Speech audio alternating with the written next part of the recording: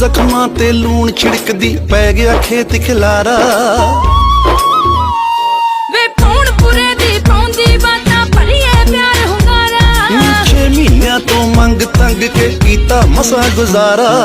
Zorro ਜ਼ੋਰ ਸ਼ਰਾਟਾ ਵਰਦਾ ਨਾਲ ਜਾਣ ਕੇ ਖੈਂਦਾ। ਤੇਰਾ ਪਿਓ ਸਰਕਾਰੀ ਅਫਸਰ ਫਰਕ ਕੋਈ ਨਹੀਂ ਪੈਂਦਾ। ਸੋਹਣਿਆ